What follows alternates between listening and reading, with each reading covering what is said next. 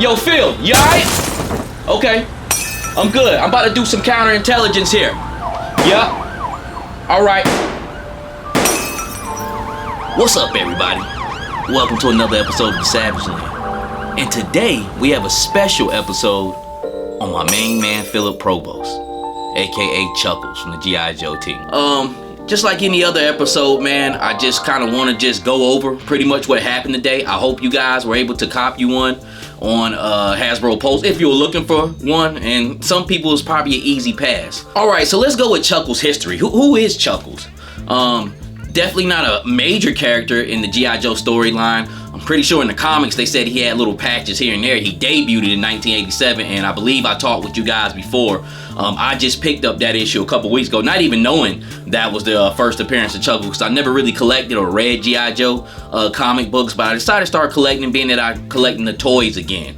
So he debuted way back then, so he's in the Aura era, but he's not a huge character. So as far as his history, Phillip Chuckles Provost, and I hope I'm saying that right, man, because Chuckles was never my thing. I just actually really got interested in him about 2 or 3 months ago, man, and was like, you know what, I can't wait to for what this figure looks like and see how he's gonna come out. But he was born in Little Rock, Arkansas.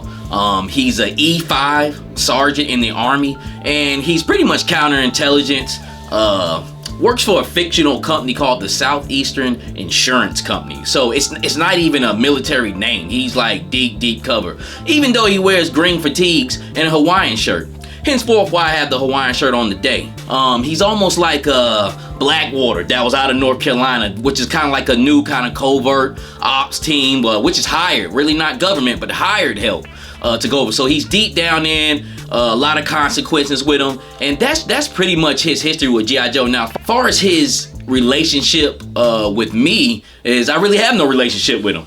I just began a relationship with Chuckles, and that goes into the this first issue I picked up here. I believe it was number 60 or 70. I keep getting those twisted up because I picked up both of those issues that day. But I actually end up getting through that comic book, and I hate to say it like this, but 80s comics had a lot of slapstick in it, and that was a boom, pow, poof, people flying sideways, shooting and things of that nature. And what they were trying to do, Chuckles had an operation where he had a intel on people in the Pentagon, I think 2 generals, who were having access to this missile, and I think they wanted to kind of use it, because I read it, but it was just nothing that grabbed me. Like I said, it's a different era of comic books, almost kind of like Wolverine the second volume 2 when it began and he was patched. There's a lot of swashbuckling adventures, and that's kind of how those G.I. Joe issues come off to me, and sometimes I'm still going to collect them.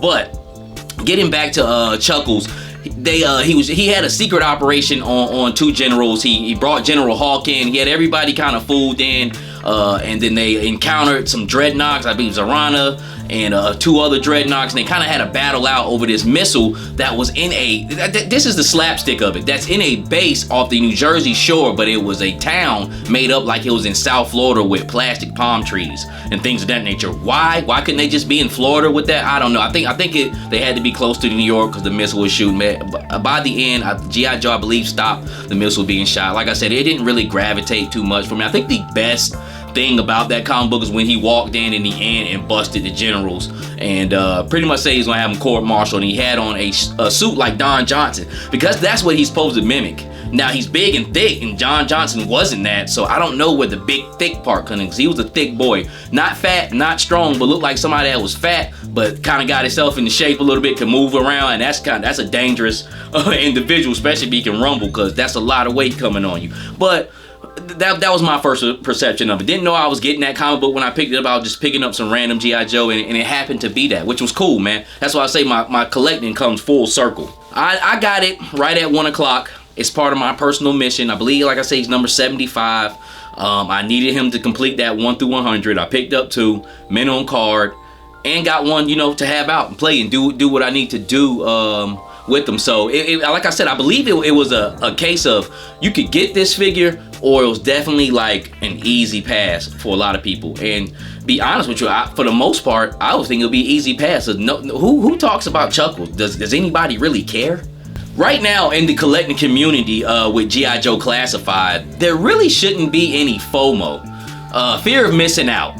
And I think that's what the deal was with this figure, with the earlier situation from just simply 5 days ago with the QR codes. And I'll kind of swing back around to that too. So people buying QR codes, things of that nature. And I can't blame people, because the situation of Dr. Mindbender and Serpentor, like, you almost really need those characters. I don't care about either one, but I got them. Once again, they're 1 through 100, and they're early in the line, so I went on and just brought them. But you don't want to miss out on them, because they said they're done with those molds, which I don't believe that. I really believe they're going to come back around with those molds. But I think people may be thinking the same thing with Chuckles, and Chuckles might be something like done, because he was an exclusive back in the day. And I guess he should be an exclusive now. It shouldn't be nothing where people are screaming for Chuckles. I don't know how many outfits he got. It'd be cool to see him in a Don Johnson suit, but I really don't care too much for suited figures. So, you know, who knows? But like I said, it's an easy get or easy pass. If you're deep into the line like I am, it's an easy get for me. I think it's a cool enough set. All right, so speaking of the set, let's talk about the offering here. He comes with an array of just different accessories and features. He has some special packaging for event exclusive. My personal opinion, he has enough to be worth $35. $41 is a little up there, but once again, he's an exclusive.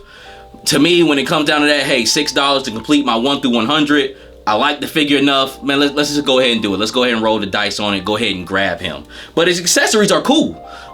It's nothing to wow you, but it definitely fits him. He comes with an extra head sculpt, which is beat up, which that's cool. He's already a flamboyant character. That's what I really pretty much like about him in the G.I. Joe line, the line that I collect. And if I wasn't collecting this line, I probably wouldn't give a damn, but I'm so into this line, and you know there's nobody that looks like that in this line. That's what attracts me to him. And like I said, they did a solid job. I'm trying to see who body he has. I think he has Recondo body, but it's good enough with me. Like I said, he should always have been thicker, because that's the way he was portrayed when you first seen him in the comic book in 1987. But comes with a set of glasses, comes with a set of headphones. Looks like the headphones from Hitmonkey, but I'm not too sure. But an accessory like that probably won't ever really get used by me, maybe. But it definitely will get tossed in the bin. It comes with like a little 9mm, two-fisted hands. I was having a conversation with my man Jukebox, and he said G.I. Joe would come with extra hands.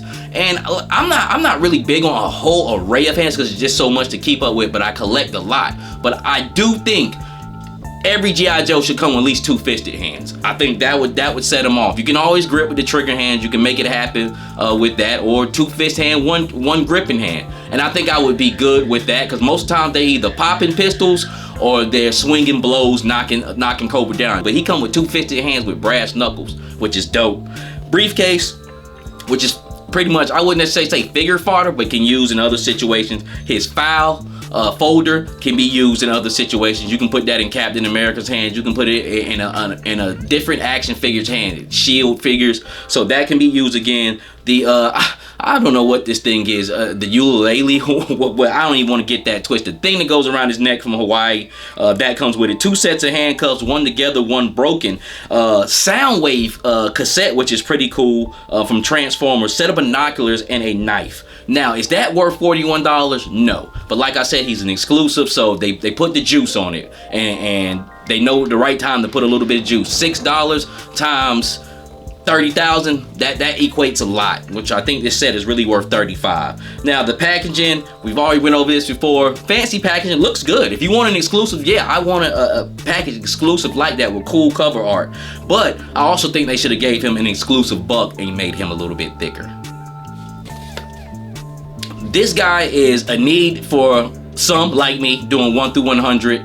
And even if you're not collecting 1 through 100, if you're just collecting exclusives, or you don't care about 1 through 100 but you want to bag the exclusives, or you really like Chuckles and you like the figure as a kid and you want him now. So I think it's a 50-50 thing. I really don't think this guy's gonna like sell out like that. He hasn't yet. I think he will eventually, but he's not like Serpentor and Dr. Mindbender. So I think Hasbro, and also I think Hasbro will make enough of them, but they probably will fumble the bag if they made too many of him and then he comes to Big Bad Toy Store, which that could be the case. They could be in the smoke saying, okay, last year Serpentor and Mindbender sold out 2-3 times. Let's make plenty of Chuckles, which I think that's a wrong move because, like I said, he's a hit or miss character. Far as somebody like me that has no history on him or wasn't trying to get so deep into this line, I would pass on him. I really wouldn't care. I do think he's a decent looking figure. I don't think he looks bad. I think he's gonna look great with my G.I. Joe team, man. So, like I said, it's a hit or miss thing. It's 50-50, but I think he'll be around a little bit. Something's giving me a hunch like he'll be around a little bit. Are people really crazy over him, or is it FOMO? And I think it's FOMO when it comes to that. Fear of missing out. I think it's a part of that too. I'm gonna check it again tonight and see exactly where we're at as far as did he sell out or not. But even the Deadpool and Hydra 2-pack, that was still up there. Eventually, I think those things like that do sell out, but it might take 2 or 3 weeks. There's some exclusives sometimes Hasbro put up and they just don't sell out. They may sell out a month or 2 down the road, but they shouldn't though. You should be able to get it. I'm glad people are able to get Chuckles.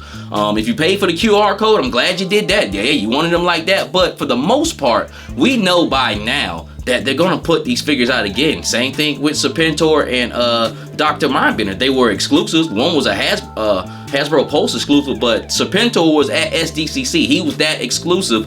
And look, of course, you got maybe 2 or 3 times to get a hold of him. So you know you're gonna put him out. So if you're buying a QR code, I wouldn't tell you what to do or not to do. You know what I'm saying? But from what I've seen now, it's not 2020. There's a large influx of figures. Like, look at this retro car in Walmart. Like, I just found this Zartan today, the blue one, and I paid $24 for him. He looks good too. I just wanted him, but that line is so stocked up. It's ridiculous. Bunch of barrenness on the pegs. Been there since October. Zartan's just showing up, so that means he's with Storm Shadow. So when will Snake Eyes and the Crimson Guard show up? Probably somewhere around December or January. And I would look out for that line because I believe they're going to do some real price slashing. Walmart been kind of stingy on the clearance, but that line is backing up way too much, and you're gonna start seeing a lot of $15 price tags so they can go and get them off the pegs, man. But make a long story short, G.I. Joe is overstocked right now, so there's definitely figures around that you can get. This is not 2020, so like I said, be on the lookout for that. But to make a long story short, man, at the end of the day, just wait, man. Just wait as far as the QR codes. I know I wasn't doing nothing like that. And if I was at San Diego Comic-Con, I probably would have bought a QR code. I don't know if you had to purchase those just to purchase the figure, or you got in line and just got them. Like, if I had to purchase that QR, I probably wouldn't do it, man, because I already know he's coming on down the line. And down the line, you're talking about like 4 or 5 days later, literally a week. Right after all the madness over him, and they showed him, which I don't really think is madness over him, but from the past couple of days, seeing people going trying to grab those QR codes, FOMO at its best. FOMO at its best, because you should know if you seasoned in this line that he was gonna come around. Everybody been saying it. Hey, he's gonna come. So, but at the same time, I'm not the one here to tell you what to do with your collection. If you want them, so you can grab, go ahead and nab them, make sure you got them, forget about it. Hey, do your thing, do your thing. But this is the last time I'm gonna talk about Chuckles here until he shows up on my doorstep. But Phillip Provost, I didn't actually know that was his real name until today. To be honest with you, man, I think I'm more of in the lore of the plastic of him than the lore of him. As far as in literature, man. And once I dig into G.I. Joe, maybe I'll get a little bit more backstory. But as far as on my end, it's the plastic. Maybe you on your end, maybe it's nostalgia. Or maybe you're just completist like me in the G.I. Joe line and just want that 1 through 100. And he just happened to be one of those figures in that line, man. So kudos to them. But this is the Savage Land. We do this for the love and beauty of G.I. Joe Classified and Phillip Chuckles Provost, my co-star. Yo, Phil, I'll be out in a minute, man. Okay. All right. They coming? Okay. Well, look, we got to get out of here. This is the Savage Land. Yo, hit me up on my Instagram at Geppetto910. Hey, shout out to Skew Raiders.